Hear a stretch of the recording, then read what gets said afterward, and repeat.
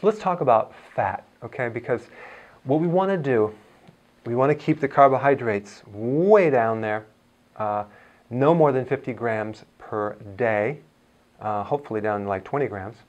We want the proteins to be at a moderate amount, not too much, because it can convert to insulin. And then now we want the fats to be about 60 to 80% of the total calories. Now let me just explain what I mean. I'm not talking about total volume, I'm talking about calories. If we take 1 unit of a fat unit, it has more than twice as many calories as the carbohydrates or protein. So I'm talking about daily calories, I'm not talking about just quantity. So it's not going to be like you're going to have drinking liquid butter or lard, but you're going to have a good amount of fats in the diet, and we're going to have healthy fats. There's some things to talk about regarding fat and understand, because people are freaked out because they've heard for a long time that this eating fat will clog your arteries. Probably the biggest study, I think his name was Ansel Keys, and he did this study back in the 50s and started this whole phobia of fat. And so what we found out now, if someone has ever read this study, that he omitted several countries in this study. So he didn't show the full picture. So he basically took what he wanted to, and then he omitted the other stuff that he didn't want to.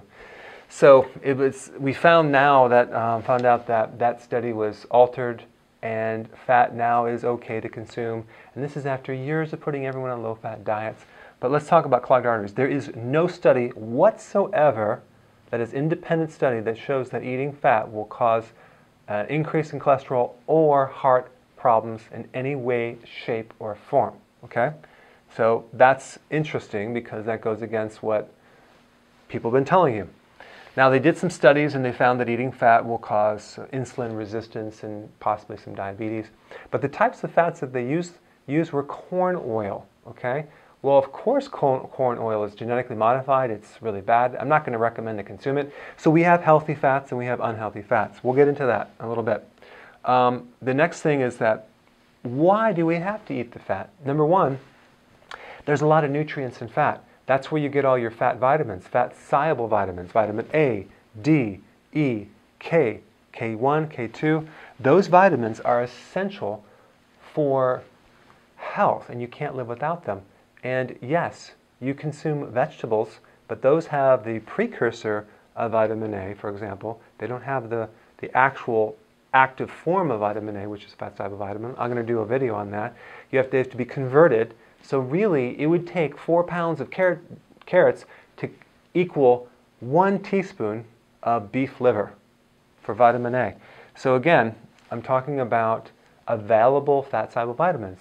Most of those are in animal products. It's in the fat, and we must consume products with these fat-soluble vitamins. So that's the nutrient. We have essential fatty acids, omega-3 fatty acids. We need a little bit of omega-6. Those are essential because our body can't make them. We also need cholesterol. Our body does make it, but it's a beneficial thing because it helps to heal parts of our tissues. That's part of the purpose. And now we get into the raw materials for the body. Did you know that your brain is mostly fat? So we have to constantly replace that. Your brain sucks up 20% of all the calories that you eat go to your brain. So it's a very hungry organ, and it's full of fat. The nervous system, all the myelin sheath that surrounds the nerve, is made from fat. All of your cell walls, you have trillions of cells, and they're all made of fat. So we need that fat to protect the cells in the immune system.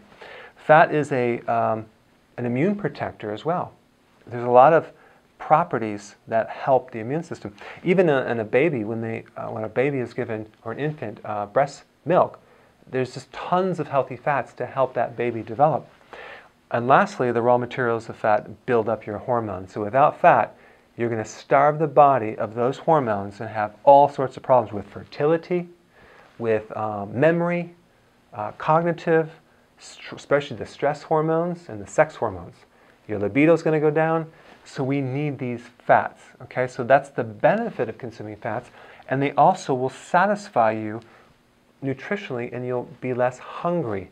So that's important because you don't want to be doing any type of program that you're hungry. And then the big question is this: if I eat these fats, will those fats convert to more fat? That's the big question that people have. Well, yes and no. It depends what type of fats that you consume. The type of fats that I'm going to recommend are mainly medium chain triglycerides, or smaller. So we're not doing the long chain triglycerides. They're just basically shorter fats that will show you how to get that in your diet that convert to energy, and they don't. Most of that does not even convert to fat at all. Very small amounts if you consume large quantities. But you're going to be consuming the right amount of fats that's going to convert to energy. So what we want as an ideal scene is we want you to get the energy from the fat, and we want you to get the energy from the stored fat of your body. Okay? And so that's what we're going to do. We're going to actually use some of that to run our body on, and we're going to use some of our stored fat as energy so you can lose the actual fat. And we'll make adjustments till it's perfect. And it's true, if your activity is very low and you're a little bit older, you may not be able to consume as many fats. But you need some of this fat to be able to supply the health of the body, because the body, if it's in an unhealthy state, if you try to lose weight unhealthily, you're not going to lose weight. So our goal really is to make you healthy, and part of that is to feed the body what it needs.